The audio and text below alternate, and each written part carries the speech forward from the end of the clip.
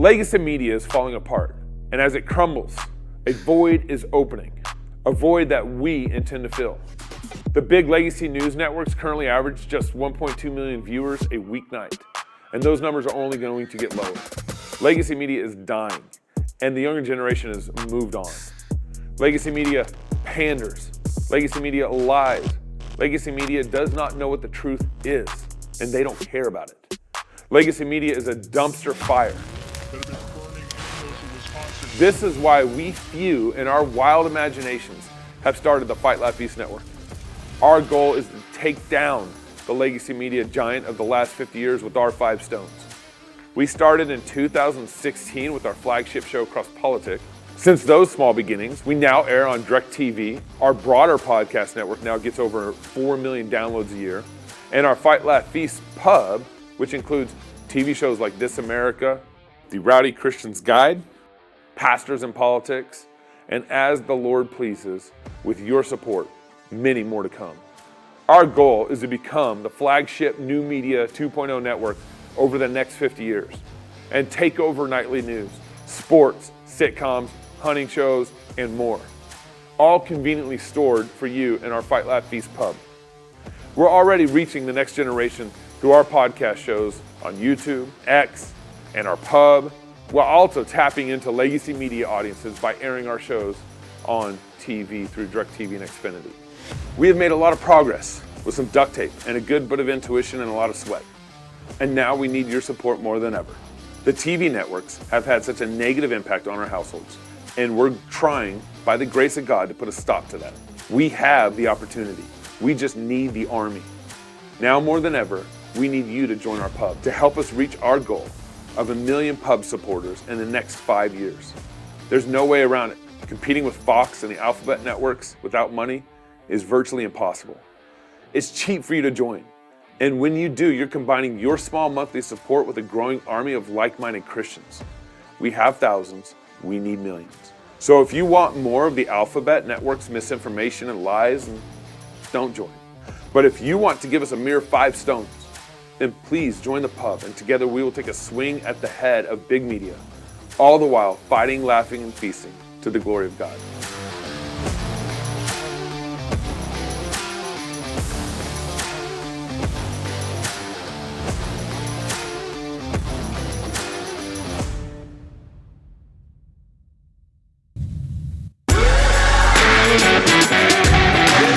Beer and Psalms, and yes, we're live on Cross Politics. Also, popcorn. Yeah, I know.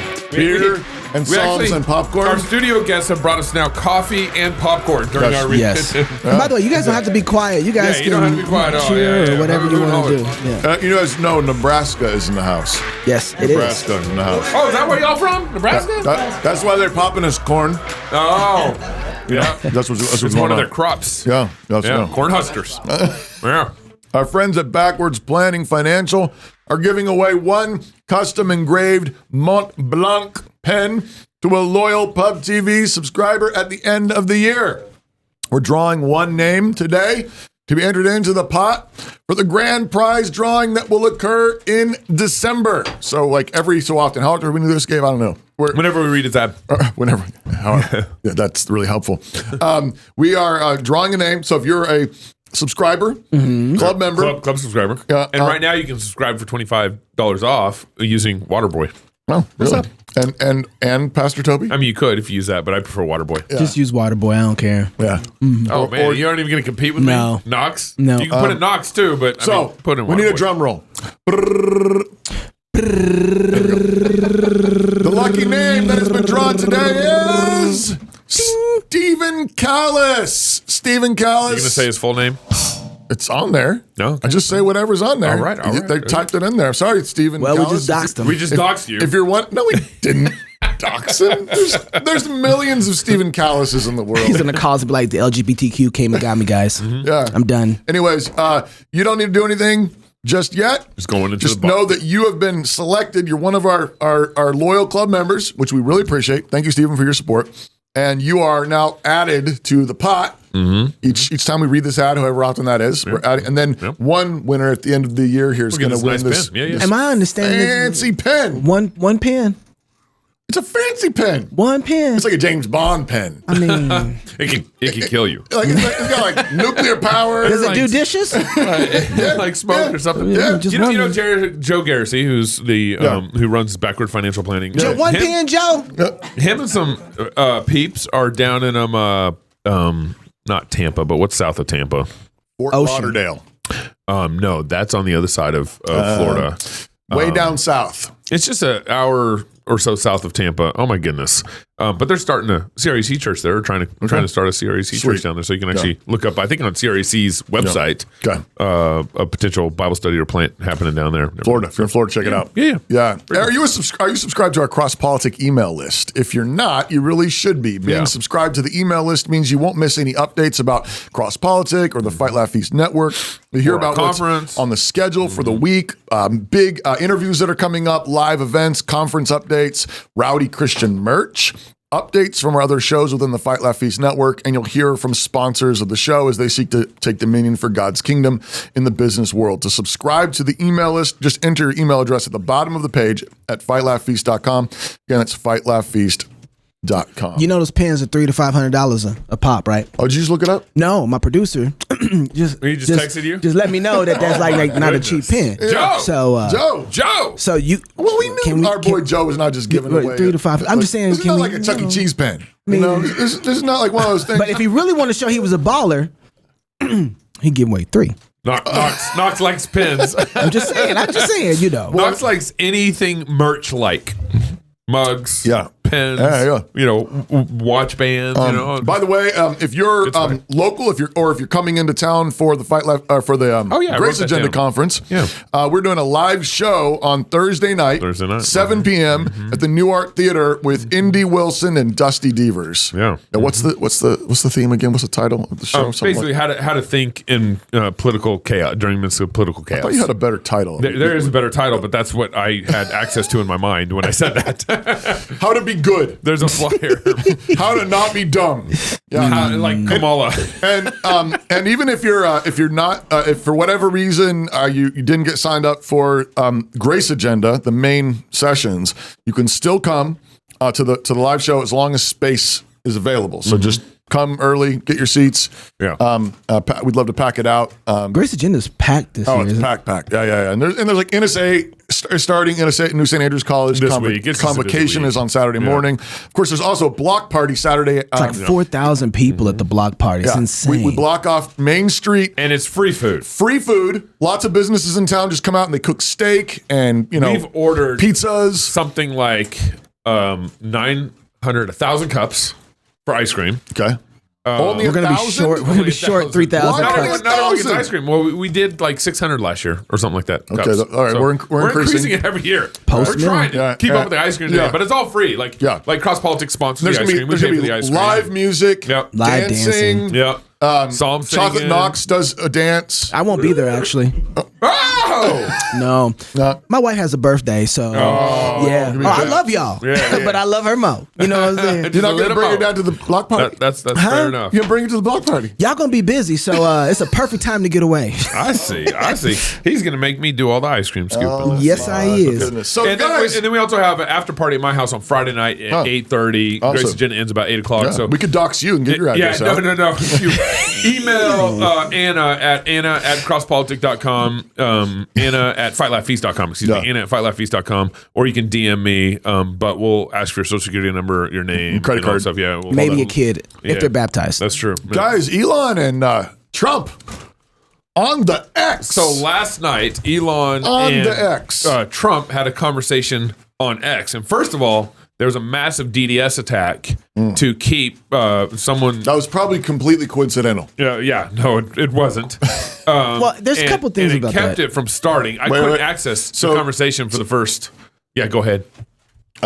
What's DDoS? Basically, is when your servers get everybody flooding it or something flooding it. A bunch of people can say bots or whatever flooding the server so that Okay. it's like Overwhelming your servers, Okay. making it hard to access, So all not, that and stuff. most likely not real people. that's No, what no. that's Remember, guys, we used to get frequent DDoS attacks on our website. You remember that? This is about No. 3 or 4 years ago. No. Yeah, remember I our forgot website that. would go down every month. Are we like Elon and Those were Trump? all DDoS attacks, and because our website at that time, the security for our website was if you get too many DDoS attacks or too many, our servers just shut down. That was the protective measure we had because we didn't have any money or whatever, or good technology. And so we moved over to a new server and fixed it all, and I got security for it. So we used to get this frequently on our website. Elon posted and said, "Hey, look, we tested it beforehand. 8 million people. Yeah, so we knew we can get 8 million people live.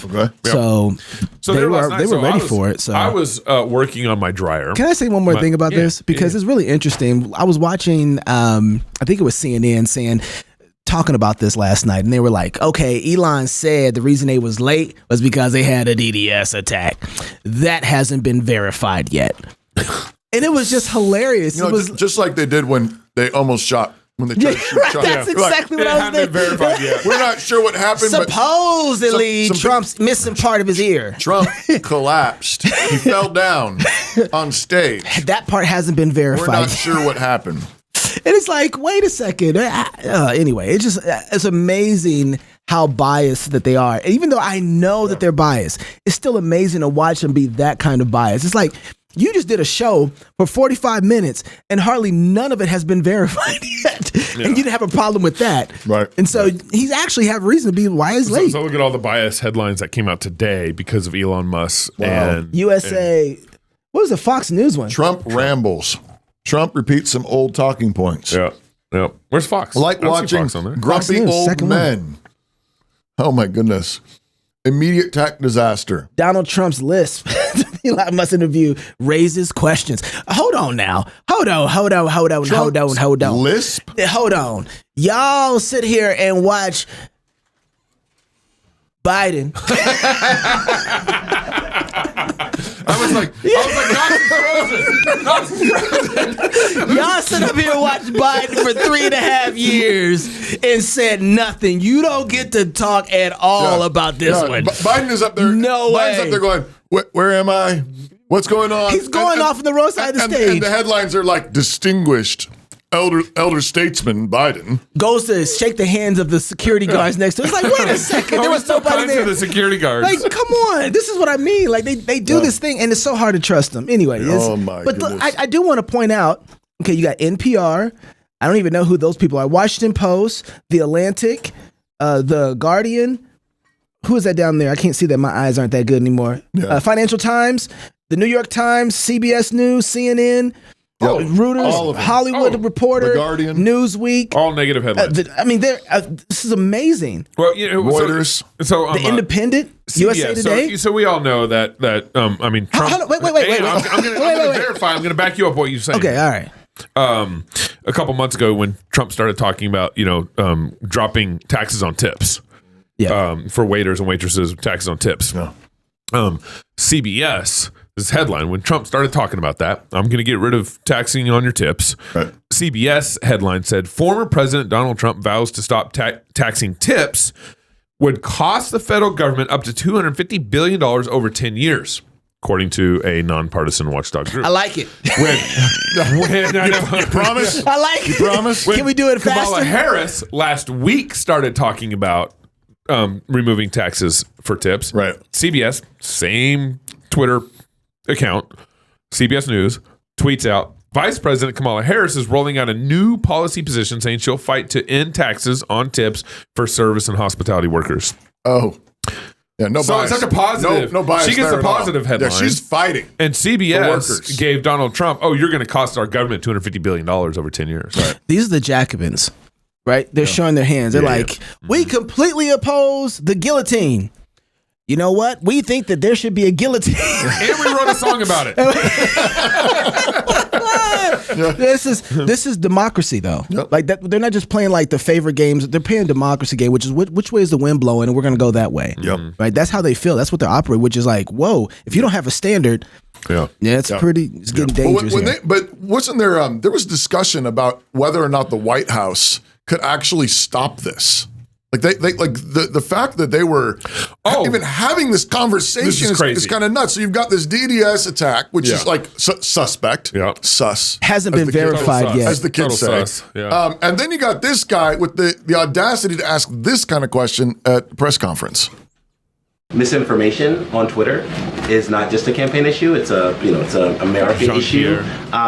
What role does the White House or the president have in sort of stopping that, or stopping the spread of that, or sort of intervening in that? Some of that was about campaign misinformation, but it's a wider thing, right? Yeah, no, and you've heard us talk about this many times from here about the responsibilities that social media platforms have when it comes to misinformation, disinformation. Don't have anything to read out from here about specific ways that we're working on it, but we believe that they have the responsibility. These are private companies, so we're also mindful of that too. Oh, they're mindful. But look, it is. I think it is incredibly important to call that out as you're doing. I just don't have any specifics on what we have been doing internally. It's amazing to me. How much they pay you, man? That the press asked that question. Right. Misinformation, disinformation. Right. The First Amendment covers the press. Can we do something about this First Amendment stuff? Yeah. Is the White House going to do something about these people just saying whatever they think? Well, and then the European Commission, I don't even know how you pronounce her name, but Thierry Jacobin. Jacobin. Thierry Breton. They sent a formal letter to Elon Musk. I'm not, the whole letter's down there, but sent a formal letter to Elon Musk about him doing a live Twitter space with Donald Trump, threatening. What? So the European Commission has, I don't know, some sort of laws or regulations or something about misinformation and the spread of misinformation. And because Twitter crosses international bounds, right, they act like they have some sort of authority over Twitter.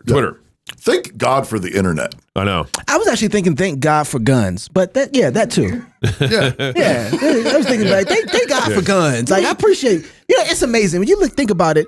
You ever notice that guns in a large environment usually makes everything civilized? Everybody's nicer when they have guns, and they don't say stupid stuff like this. You know what I'm saying? They don't have guns over there. Yeah. No. Hey, you can speak your opinion freely, can't you? Yeah, enjoy your time. Say what you think. So What you think. I heard that they, I think, filed some sort of lawsuit today. I haven't confirmed that, but Who did? EU? The EC, European Commission. Okay. EC. I haven't confirmed that, but I thought I saw something like that. So they're following up As on their there is threats. risk of amplification of potentially harmful content. Yeah. That's the European Commission, EC. But what is that? What's that symbol? Content and I don't know. In connection with events with major audience around the world, I sent this letter to Elon Musk. Yeah. And then he goes on, he's going to talk It's threatening. Yeah. It's threatening him and Wow. misinformation. Wants him to cancel this interview. Yep, that was pretty amazing. So that was international. I'd also like to thank God for Elon Musk. And ammo. Did I say that? I said guns last time. Ammo. But information is ammo. That's right. Yeah. I think. Yeah. Yeah. The truth is ammo. Yeah. And The reason we have the First Amendment. yeah, But it all goes together. And the second. Kamala. The second is like unto it. But Kamala, the Democrats, and I'd say a lot of Republicans, they want this kind of clean world where they can control things. Yeah. And they'll work not with really the clean EC. at all. And they'll work with the EC, European Commission. Like they'll all work together on this. Yep. And here's why I think things are why they're so scared. Elon Musk the night after or the night of last night, Elon tweets out between 7:47 p.m. and 10:47 p.m. Eastern time. So that's what, 3 hours? Yep. President Donald Trump's space post received 73 million views. Yeah. 73 million. How much did the Super Bowl get? They got 100 million views last year. Super Bowl did. Yeah. Okay. This wasn't video. This was just a Twitter phone conversation. That's all it was. Yeah. It was audio. Yeah. During the same period, there were 4 million posts about Elon and President Trump's conversation on X, generating a total of about 1 billion views. So kind of between the 198 conversations and between the views, you got, we'd probably call them impressions on our side of things, but like about 1 billion impressions. If I was Tucker, I'd be challenging this because I think Tucker's interview with Trump, didn't it do something like 219 million views or something like that? Just by itself. Just yeah. by- So that's interesting. I'd be one. If I was Tucker, I'd be like, y'all look at my numbers. Yeah. Just wondering. Well, but X is not claiming that it's like the most. No, yeah, I'm just saying, yeah. because I think Trump is. Well, and here's The how biggest. strategic like Twitter is for us. That's why we say we thank Elon. If it hits 1 billion, it will. Yeah. If it hits $1 billion, go is ahead. because CNN, they get not even 1 million views a night on their news. Yeah, they average somewhere close to 900,000. Fox is around 1.8 million a night on news. They lost a lot of that since Tucker's gone. since Tucker left. Yep, that's right. Tucker is still doing somewhere between 2 and 4 million on his videos on X. Yeah. Wow. You got legacy media is dying in all this. Yes. And is not trustworthy. I wish I would pull on the trustworthiness of legacy media. It's probably like Congress level trustworthiness in the polls. And then, but you also have, because legacy media is so addicted to the cable, they've had a hard time transitioning to internet pipelines, to internet cable. And then in addition to that, you have like their voice, like it's just, we played a clip earlier on our, that we'll show tomorrow on just people not trusting CNN. Stephen Colbert's audience laughing about the trustworthiness of season. We can actually just play it right now. Go ahead. It's kind of been this moment where he has not been able to coalesce around a single attack line. I know you guys are objective over there, that you just report the news as it is. Oh, I know. CNN makes it. I know That's supposed to be a laugh line? I wasn't supposed to be, but I guess it is. They both burn. They both got burn. I mean, Colbert's audience doesn't even believe CNN's trustworthy. Everybody was like, "That's a joke." He's like, and so I've said this before, but there's all these undercurrents, these tectonic shifts happening in media right now that we don't see. Right. And in 20 years, it's going to be so different. But I do think we see it. I think that's. I think these people are desperate. sees it. I think people are seeing it. I mean, the fact that people are laughing at that when it tells- wasn't supposed to be a joke. And these are his fans. His audience thinks that's a joke. Like that tells you how far it's gone. It's a good laugh track. You have Elon Musk, who's not really a conservative, Right. kind of a middle, centrist libertarian. At best, sees it. Yep. And when you have notes like this coming from the European Commission trying to shut it down, when you have questioners in the media asking the White House if they can do something to stop this, and this is a bald grasp for power and censorship. Yeah. and we have a lot of guns. and ammo. Well, I mean, I'm serious though. I think the gun thing should not be overstated. People act different when they know you got a gun and they know that you're willing to use it to protect the people you love. Yeah. Venezuela knows that. Yeah, every government. I mean, you got to remember the whole purpose for us having those laws so that the government would know that these aren't the people that we can control a particular type of way. Yeah. Right? Like it is a particular defense against tyrannical government. That was the purpose. It is not for hunting. That's right. Even though that's a side benefit. Yeah, it's not primarily for defending your own property, although that's another important depends side on who it's benefit. from. Right. But it is actually it lists in the Second Amendment militias. Yeah. I mean that's part of the point of it was to defend against another tyrannical government arising like the British Crown. Yeah. Thomas Massey was I just saw this morning, was in this congressional, he's part of this congressional committee. We just call it a thing. Committee thing. Yeah, we call it a thing. He's part of this thing at Congress. Whatever. Behemoth. Where the Democrats were proposing eliminating citizens' rights to get an AR-15, because they think AR-15 is the worst of all the guns. Okay. Thomas also pointed out that this excludes an M1, so citizens could still get an M1, but not an AR-15. They don't know about it yet. They're after all of it. But in that same bill, it said that the Department of Education and Department of Agriculture could maintain and get ARs. Oh, right, of course. Yeah. Yeah. Right. Follow that. Yeah. And I can. Your English teacher needs an AR, but not you. I know we're going to get to a bunch of clips with Trump and Elon. Trump. Yeah. I want to get to that, but there's just some overview things that I think are really important to look at with the whole thing. With the conversation between Elon Musk and Trump. One of them is that watching the internet erupt over this without going through the traditional forms of communication was absolutely amazing. Yeah. I think, we've taken for granted that Elon Musk has bought X in too many ways. Yeah. One of them is that it shifted the conversation. We just saw the pictures of every major network having to talk about what Elon and Trump are doing and not having direct access to control it. That's right. And wanting the access to control it, which means the most important form of in this culture, this economic culture right now that we're in, is communication. Yep. Gary, that's what I'm saying. Words and truth are our weapons. attention even is our weapon. Yeah. And I think Gary Vaynerchuk has really been on this for years. If you don't know who he is, you need to look him up. He's been on this for a long, long time. He's somebody who I've respected for a long, long time when it comes to the social media game and attention and awareness. But he basically says he has a new book out called Day Trading Attention. Everybody needs to read it. You need to read it. Day trading attention. Yeah. That's the culture we That's social currently media. live in. Yeah. Okay. If you can't put out anything, get any growth, expand, sell anything, grow anything apart from attention. You have to have people's attention to do anything. Elon Musk said people's attention was worth $44 billion.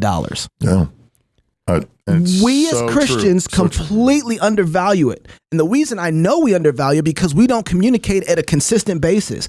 You can't get Christians to communicate on social media platforms. What do? We look at TikTok and say, look at all these people over there just dancing. And then think, wait, all these people are over there? Yeah. Like the old school versions of us would have said, is that where the people at? I see you have this monument here to this unknown God.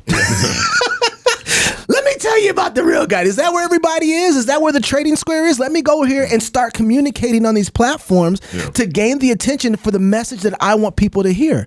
And what Trump and Elon just did was gain everybody's attention. And that's why they hate them, because now they have a way to communicate to them.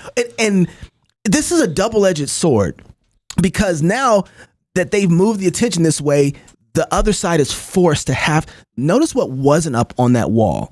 Conversations about Kamala. She was forgotten about for the last 2 days. Yeah. Right. That is not good. That is not good. And it doesn't matter what they're writing. It doesn't matter what they're saying. They're only talking about two people. Trump and Musk. Trump and Musk. Yep. And so, but to have that kind of attention is extremely important. You know, there used to be a time in which the press constantly talked about what was being preached in churches. That's right. That's right. Only 100 years ago. Wow. Only 100 years ago, what the major churches in the United States, what the sermons were preached, there would be selections and snippets and Put reports in the newspaper. in the newspapers of our country. Yeah. It was considered like this is what matters. Yeah. You need to know what they're talking about. Have you I'm going to make this point again. So what was the place that Pastor Wilson just went out to? Escondido? Yeah. I can't remember the show he was on. Yeah. Pastor Chris Gordon. Okay. So URC pastor. right. Pastor Wilson has been communicating at such a high rate that nobody else can keep up with him. Right. They can't even keep up with him. Right. And to the point where over the years it's accumulated in such a way that Canon Press is expanding. The educational institution expands. NSA is expanding. Logos is expanding. We exist because of that level of communication. That's right. Everything he's done has been based off of communicating and gathering attention. You go back and you look at that YouTube channel shows, and the only show on there that matters is the one with Pastor Wilson. You know why? It has the most numbers. That guy has the most attention he's ever had on his platform because he communicated with Pastor Wilson. And the only reason that he communicated with Pastor Wilson is because Pastor Wilson is the only person who matters in this moment. Yeah. Don't miss the narrative. Yeah. I'm glad that they're talking. That's great. But there's a reason for it. He can't exist apart from talking to him. And it's the more that Christians are communicating at scale, they have to talk about us. They have to talk about what we're doing. And it's consistency, quality, That's right, and truth. All of it. Yeah. All those. So it's not just blather. Otherwise it doesn't work. But it's consistent. It's quality. This is why rhetoric matters. That's right. The art of speaking well, formulating an argument, logic, reason. This is why this matters. And then the truth. You've got to know how to formulate it. You've got to formulate it well. You've got to formulate it in a way that people understand regularly, constantly. But then you also have to have a wealth of knowledge and understanding to actually bring to the table. Yeah. You know, I know this is not where the conversation is going to go, but like just thinking about my kids and social media, I was talking to some friends a couple weeks ago, and our kids don't have access to social media, but one of the things I want to be thinking about with my kids is when I do release them and give them access to social media, I want them to be producers, not consumers. That's right. I mean, imagine if this is not the age I'm going to let my daughter's 14 now and she doesn't have access, but imagine if all our 14-year-olds had access and were being producers on social media Right. showing this all I'm saying. With truth, Showing goodness, and beauty. Imagine, Truth, goodness, and imagine beauty. the tidal wave that would come over social media. Yeah, I think that social media is designed for you to be a producer anyway. That's where it's going. Yeah, the way it's you where it's have going. to engage with Yeah, being but a there's a producer. lot of consumers out there. I mean, I get Elon it. talks about this on his Twitter stuff. I He's like, get there's it, so but- many more people on Twitter than are actually You gotta Actually posting. Yeah. Right. Yeah, but not everywhere else. That's a platform problem for him. You know, I think, but everywhere that social media is going, to TikTok, Instagram, people are posting stuff, and the way that they're designing our hardware is to make it that way. That's why you have a camera. That's why they make it easy to edit. That's why You can it's add going. audio, It's going that way. yeah. The other, there's a few things, and we can jump in this in a second. Yeah. But the other thing I was thinking about is, why is Trump such an affront to them, to the left? You know, why does he drive them so crazy? And I was listening to it this morning with my wife, and I had this epiphany. Trump is this feeling for father hunger that we have in society. I was thinking to myself, I was like, what is our society full of more than anything else? Like broken families, messed up families. Oh, it's basically like we're a single mom society. And we don't know men. We haven't been around men in a long time. And Trump is the last bastion of that masculinity, manhood, toughness, machismo that we know. I liken it to, you ever go, I remember being over a friend's house and not having a dad, go over to his house and his dad would be there. And I remember feeling like I had a certain tight border that I couldn't be careful. I had to be careful because there was an authority here and I had to operate within that authority. That's true. And I was like, ooh, I don't know. And he wasn't mean. He wasn't angry. He wasn't anything. He was just there. Yeah. And there's a certain culture that has enjoyed a certain type of attitude in an environment where there's no dad. And when they see somebody come in with some authority who's going to act like a man, and I'm not saying that he's perfect. I'm just saying he just is the last bastion of that era. Yeah. This is a threat. The fatherness of Trump, whatever it is a threat to all the single cultured people are out there. Yeah, I think that's really good. I thought it was striking to me at the beginning of their conversation. Elon says, "I just want to have a conversation." And he did, yeah. And this is, I think this ties into what you're talking about. In a more traditional, masculine Christian culture, men would just talk. Yep. We live in a hyper feminized and effeminate culture where everything is cultivated, everything is uber, like put your makeup on. Yes. And like, here's your lines, read it out of the prompter. Well, this is don't why- go off script. This is why David French won't come back on our show. This is why a number of people, JD Greer, probably never come on our show. You got a bunch of guys who just aren't masculine enough to come on a show and have a good conversation. But enough of a stroke. I'm not going to say it. The Lord The Lord took that one out. The Lord took that one away from. That was Jesus. He's like, be gone. Owen, you better be happy. That was Jesus. But I think that's part of what you're talking about is like to hear a couple of dudes Yes. that have accomplished some things in their life. I mean, I think it's both of them. I think Trump is part of this, but Elon is part of this too. Like he's making space shuttles. Yep. He's made these electric cars. Yeah. He's running these companies. He's bought X. Yes. And so there's something about that. He's not somebody you can control. No. Neither one of these guys. I know they're men. Yes. You can't manipulate them, right? And they're wrong about some things. Yes. A lot of things. They're very A lot of wrong things. about some things, but they are men. And I think you're right. There's something about that our culture, our Western civilization is hungry for. Yeah. Something about that that's very attractive. Yes. And threatening. Yeah. And threatening because we live in a hyper feminized, effeminate world that has been we call it the nanny state. Yes. For a reason.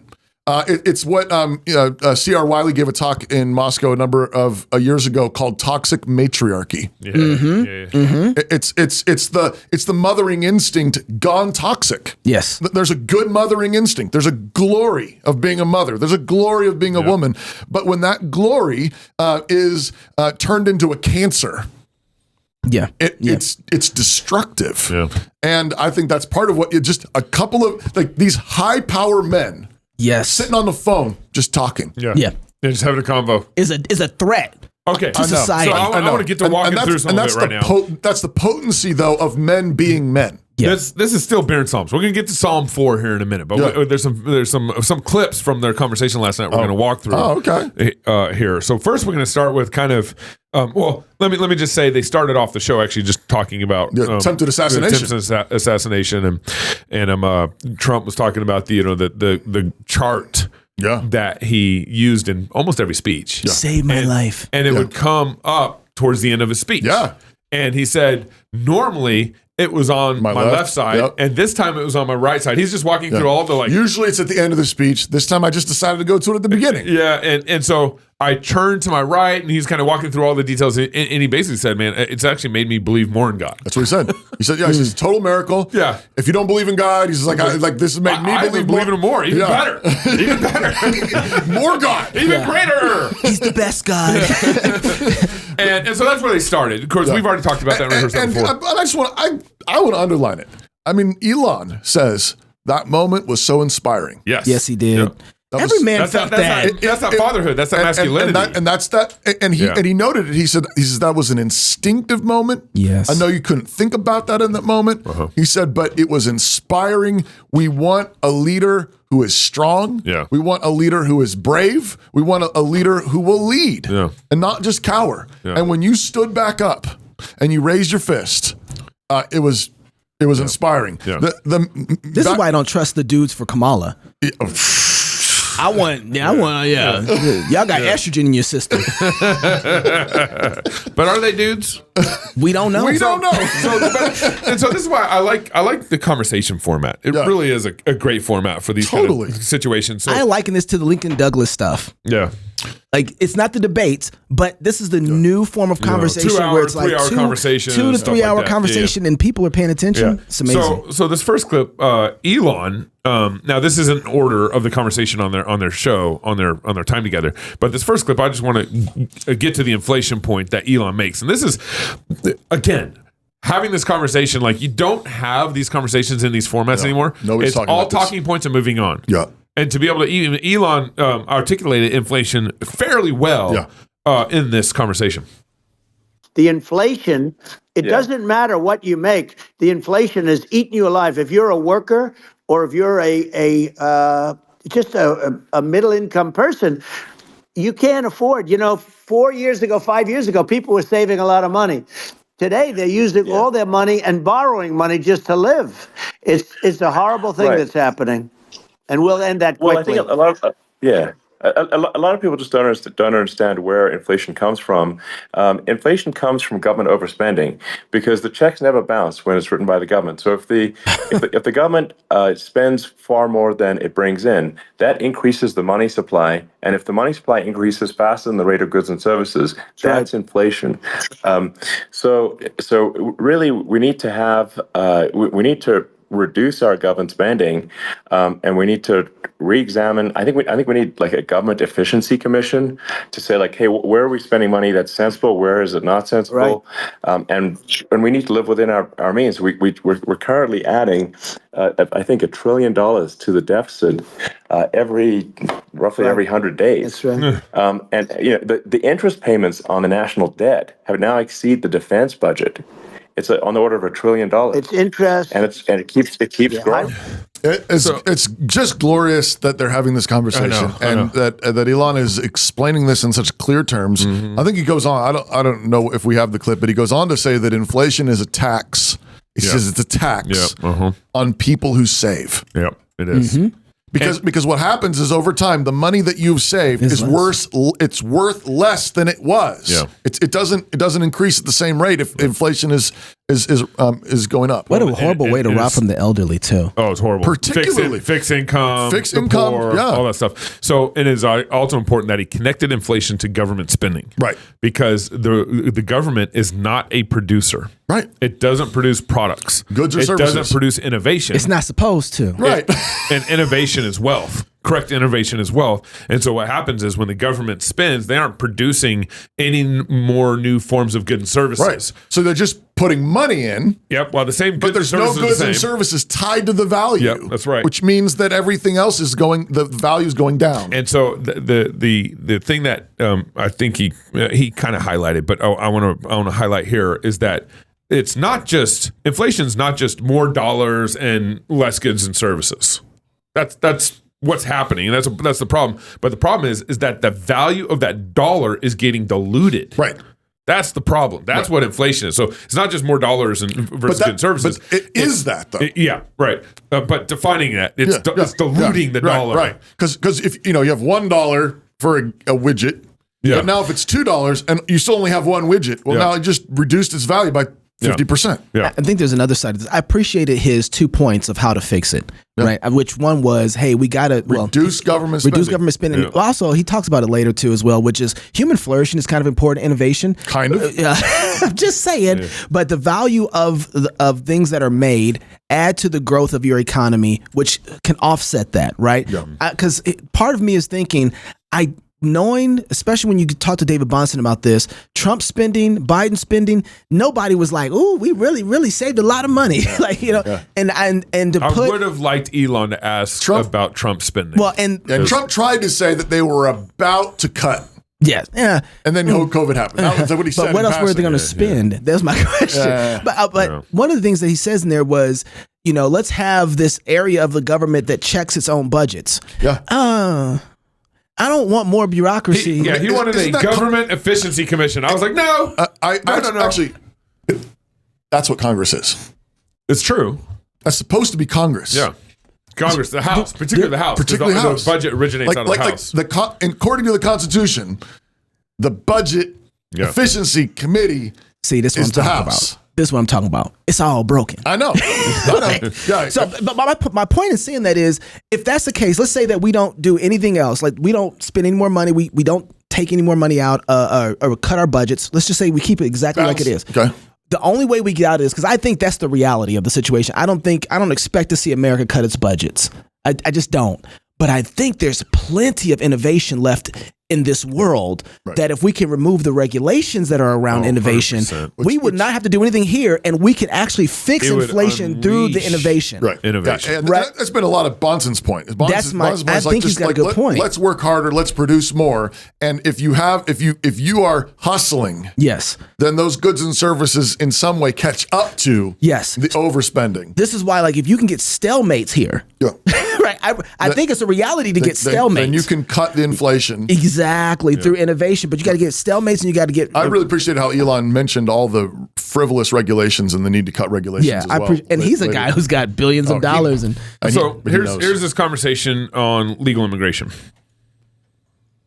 Would it be accurate to say that you're supportive of legal immigration, but we also need to shut down illegal immigration and especially unvetted illegal immigration, because and that's not the same as saying that everyone who's an illegal immigrant is bad. In fact, I think most people who are illegal immigrants are actually good, but you can't tell the difference unless there's a solid vetting of who comes across the border. Does that accurately represent your position? I say it very simply. They have to come in legally. They have to be checked. Yeah. Because look, Kamala was the border czar. Now she's denying it. Everything that I do, she's saying she was strong on the border. We're going to be strong. Well, she doesn't have to say it. She could close it up right now. They could do things right now. It's horrible. So he wants legal immigration, and is clear. He spent a lot of time on, and this is maybe a minor difference, I'm not sure, between Elon and Trump, but Elon says there, I think most illegals are probably good people, not necessarily bad people. Trump says, I don't know. Actually, there's a lot of criminals coming in, a lot of terrorists coming in. A lot of these foreign countries are emptying their prisons and sending people here. They talk about that. I tend to agree with Trump. Yeah. I tend to agree with Trump, and not because of, I know what Elon means, but illegal immigrant already tells me something. Right. That we have, there's a standard and way we do this, and they've already said that we don't care about it. Right. You remember in the conversation, I don't know if it's part of the thread, but in the conversation, Elon talked about how he went down to the border himself. Mm-hmm. Yeah, he did say that. He went down there and he saw people just streaming over. He said most of the illegal immigration that you see coming across the border is not from Mexico. That's right. He said, quote, it's from the world. That's the next clip, actually. Yeah, is that? Yep. everywhere. They're coming in from everywhere, and I had to stay in Mexico. Yeah, I think this is a super important point. Like people, it's like basically when I went down there, I was like, well, where are people from? It's like almost no one was from Mexico. No, Mexico less. It's just the border. It's just the border with Mexico, but the people coming in, it's Earth, the rest of Earth, and America is only about 4 or 5% of the population of Earth. It would only take a few percent of the rest of Earth to overwhelm everything. We're already overwhelmed, Elon. We're overwhelmed. Wow, it's Earth. Yeah, Earth. I don't think he's wrong about that. No, I don't think so either. I absolutely think he's right, and it's we're being overwhelmed, and you can't have cohesion as a nation any more than you can have a cohesion as a family. If your doors are wide open day and night, and people are just pouring into your house, day and night, like at some point, like Christians will try to guilt trip you and be like, "But you're supposed to be given." That's where I was about to go. You're supposed to be given to hospitality. Yeah. But that's not hospitality. Well, no, and I don't think that the immigration issue really hits most evangelicals as it should. Yeah. And so I think maybe we need to have a new way of talking about this. Okay. Because when these people are doing or not, people are like, they're streaming over here. It's like, oh, that's just cruel. What if they need help? Yeah. They're streaming over here with their false gods coming to plant them in your land. Do you understand? Yeah. They're here to bring idolatry. They're bringing their own ethics. They're bringing their own worldview, and they're bringing it to overtake this land. That's a curse. Do you understand? Evangelicals. Do you think evangelical Christians would buy that? No, but they need to think about that a lot because they don't get it at all on the immigration side. But when you say that, I think a lot of Christians think, oh, but that's the Handmaid's Tale. So you want to do Christian Sharia law? Well, here's the deal. You're going to get somebody's law. I know. Because you look over there at Dearborn, Michigan. How's that working out for you? You look. I mean, the standards of what's that big church in New York that just sold to a mosque? Like $250,000. Actually, it's 20. Yeah, for only $250,000. That was in 2022, I believe. Oh, it's a couple years ago. It's about a year. So it already is a mosque. Maybe it's 2023. I think there are some Christians that won't get it. Yeah. But I think the ones that I'm thinking about that will get it, because those guys wouldn't get it anyway. But the other Christians that I think will get it are kind of like they're signaling is like, it's okay. We can figure it out. We'll be fine. It's like, no, you don't understand. You are under judgment. Yeah. You are under judgment, and that coming in is going to it's not just that they're taking jobs and all this. That's part of it. It's that they're coming to bring a whole new reality. They're bringing the first table of the law to your land. Yeah. That's right. They're bringing the first table of law to your land. And I'm telling you, the second table ain't going to be as kind as you think it is. Right. That's right. Yeah, right? Because the second is like unto it. I love that narrative. That's so good. It goes together. It goes together. You can't have the second table of the law. So what we're talking about is honor your father and mother through thou shalt not covet. Yep. You can't have that without the first table. You can't have no other gods before me. Do not take the name of the Lord thy God. Yeah, and graven images and breaking the Sabbath. You can't reject those things and somehow magically pull out of a magician's hat people who don't steal and don't kill and don't commit adultery. It goes together. And that's right. And the part of what I'm trying to get some of my evangelical brothers to understand is they don't have a gospel capable enough to deal with the situation. Right. Yeah. And they like, but we do. It's like, no. You don't have an ethic of how you're supposed to live in society. Yeah. You don't have a standard for them to follow. Right. So you're screwed. Right. Well, and many of them are insisting on, no, we want those Christian values. Right. But we don't want to talk about which God gave them. Yeah. We want the Christian values, but we don't want to talk where privately, of course, we get them on Sunday or we get them from our Bible, but that's our private religion. And we don't want to talk about where we got this standard. Gabe, who is it that's doing the research on theonomy in Moscow? Who's supposed to be doing? There's a committee that's being put together in the Southern Presbytery in Texas. No, it's an overture. It's an overture. Well, I think a committee. No, it's an overture for a committee to be formed. I don't know the difference. Yeah.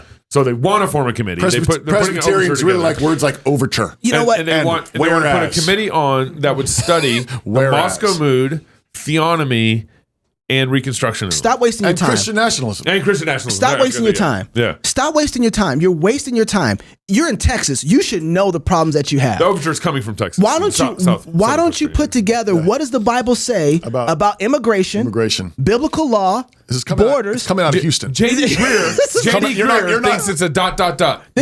What were you? Yeah. You're not kidding. You're not. I'm wrong. not. No, This is Houston. That's right. Like this. And so they want to spend. What do we think about the? You don't have an answer to the problems that are facing the people where you are right now, and you're spending your time trying to figure out Moscow theology. So I invite, and I will honor this. Any PCA teaching elder or Show me ruling your elder ethic. that wants to come to our Fight Laugh Feast conference, I'll comp your ticket. I'll comp your family's tickets. Any Just reach out to PCA me. elder? Any That's PCA a lot elder. of elders. Welcome them all. Wait. Are we just welcome them all. those from just that overture? I will raise scholarship funding to pay for their tickets. Wait, are you saying all PCA elders? All PCA elders, ruling elders, and teaching elders. Whoa. So I'll get scholarship. I'll get scholarship for it. It'll be on We me. ain't gonna make no money this conference. This is our business model. This is kind of turned into illegal immigration. Like we're going to be flooded by PCA elders. We already got like 25 Hey, you know what, denominations represented in our It conference. might be worth it. So just reach out to my assistant It's the long Anna at fightlaughfeast.com for that. We'd love to have you there because Prodigal America is going to address a lot of this. But I think, but that's the reality of the situation. Like we're not even, our heads aren't even in the game. We're Pharisees. I mean, that's the bottom line. And I say that with like, I don't mean that like as ugly. I just think like we are Pharisaical people. Show us a sign. We strain out gnats and we swallow camels. we want to fight over tithing our spice rack. Yeah. While we are neglecting the weightier matters of the law, like justice and mercy and truth. Yeah. Getting overrun. I mean, this is what Pharisees do. Illegal immigration is a matter of justice. Yeah. And Pharisees, it's a love your neighbor issue. But you know what though? You can probably put all the theonomists in this room, right? But what's been amazing? I this is a small room. I know. This is a small room. I know. It really. I know. Yeah. But what's amazing is that they have been doing something over the last few years how many people has written prolifically on ethics and law like Rush Dooney over the last 30 years? Right. Like Doug and Perimeter on Justice, right? Like Gary North. Whose ethic books got the line going through the Old Testament? Like Greg Bonson, right? And they've been communicating so much that David the Bonson small. just told me that Greg Bonson, Lig Duncan fired Greg Bonson. It makes sense. I'm not surprised. Yeah. Pretty Makes funny. sense. Okay, and he's been teaching ethics for 30 years and he's never seen it. But I'm just saying though, but they've been communicating in such a way that they've had impact because they're communicating so well. Yeah. Anyway, there's so much there. We got to get to beer and Beer and sauce sauce. because it's my daughter's birthday. You got a today. birthday party. Yeah, to I get got a to. birthday All party. right. Today's, you going to pour me a little bit of that? Yeah, sure. I thought you were going to read it. But I can Yeah. Psalm 4. This is to the chief musician, a song on the strings, a psalm of David. Hear me when I call, O God, of my righteousness. Thou hast enlarged me when I was in distress. Have mercy upon me. Hear my prayer.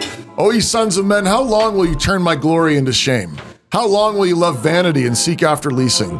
Selah. But know that the Lord hath set apart him that is godly for himself.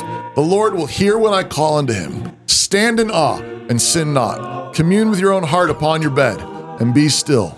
Selah. Offer the sacrifices of righteousness. Put your trust in the Lord. There be many that say, who will show us any good? Lord, lift thou up the light of thy countenance upon us. Thou hast put gladness in my heart, more than in the time that their corn and their wine increased. I will both lay me down in peace and sleep, for thou, Lord, only makest me dwell in safety. Like many psalms, this is a wonderful prayer and a hymn for times of trouble. So it's a hymn and a psalm for our day. It's a cry to God for justice and righteousness, remembering that God has heard these kinds of prayers many times. This is why it's important to register when God answers prayer. You should write it down. You should make a note of it to your family, like God answered prayer. Amen. You should remember that, because when you have times of trouble and you cry out to him, part of the faith that you have to cry out to him is in the fact that you know he's heard you in the past. This prayer is against those who seek to shame and lie about God's people, and David in particular. And David says he knows that God knows who his godly people are, and he listens to them when they pray. God knows. So there's lies coming at you. You're a bigot. You're a hater. You're a fascist. You're an extremist, whatever. And David says, but God knows who his people are. It's in this context that the prayer says, while you are in this troubled, even angry state, do not sin. My old King James translation says, stand in awe. Literally, the word could be translate, be angry and do not sin. It says, while you're reeling, is the Hebrew word. In other Psalms, it talks about hills shaking at the presence of God. It's that word. So when you're shaking, when you're troubled, when you're angry, do not sin. Meditate in your heart, on your bed, and be quiet. That's what it says. Meditate in your heart, on your bed, and be quiet. Don't be rash. Don't lash out. Instead, it says, offer obedient sacrifices, righteous sacrifices. What does that mean? It means do the things you know you're supposed to do. When there's trouble all around, do the things you know you're supposed to do. Worship God on the Lord's Day. Love your wife. Respect your husband. Go to work and work hard as unto the Lord. Tell the truth, all the truth. Don't cut any of the corners. Confess your sins, all your sins. Get completely clean. Forgive those who have sinned against you. And you say, but what if they don't ask for my forgiveness? Then have forgiveness ready for them in your heart. Love your children. Teach them. Teach them to love the Lord. Honor your parents. Yes, even the difficult ones. Honor them and trust in the Lord. Those are your sacrifices. When everything's troubled, do the things you know to do. And while you do that, many will say that you're not really making much of a difference, right? Maybe you're just playing a tune while Rome burns. What good is it doing when evil men continue to oppress and pillage us? It's in that place that we ask the Lord to bless us. We do the things he's told us to do, and we ask him, that's right. Lord, bless this.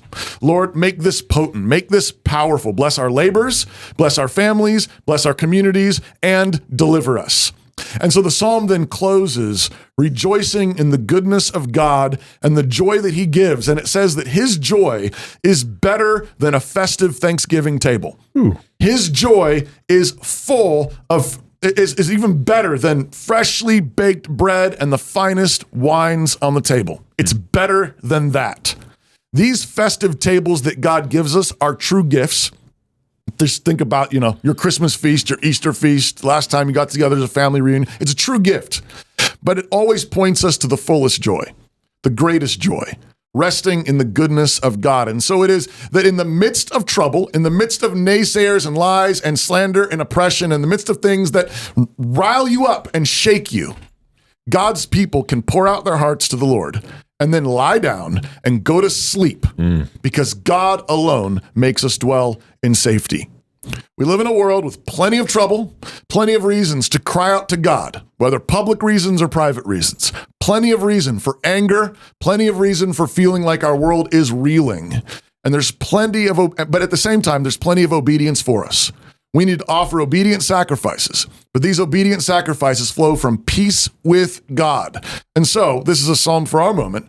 In your anger, do not sin. That's right. In your trouble, do not sin. In your reeling, do not sin. Meditate in your heart, on your bed, and be quiet.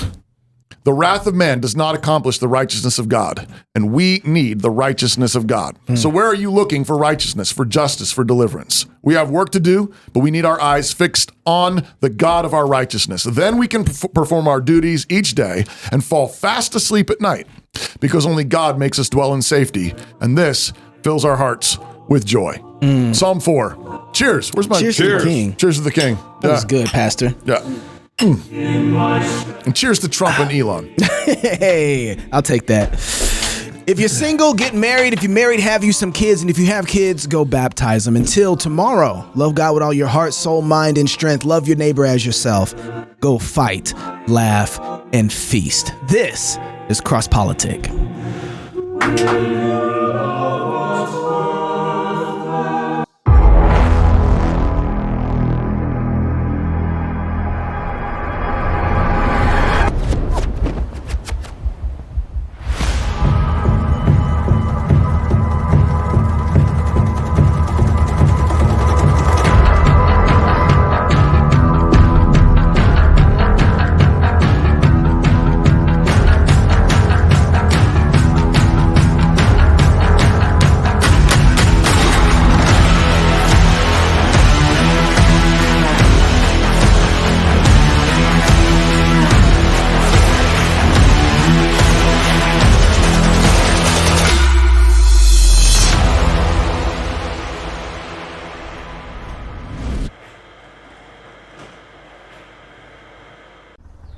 I grow up, I want to work for a woke company, like super woke. When I grow up, I want to be hired based on what I look like rather than my skills. I want to be judged by my political beliefs, I want to get promoted based on my chromosomes. When I grow up, I want to be offended by my coworkers and walk around the office on eggshells and have my words policed by HR. Words like grandfather, peanut gallery, long time no see, no can do.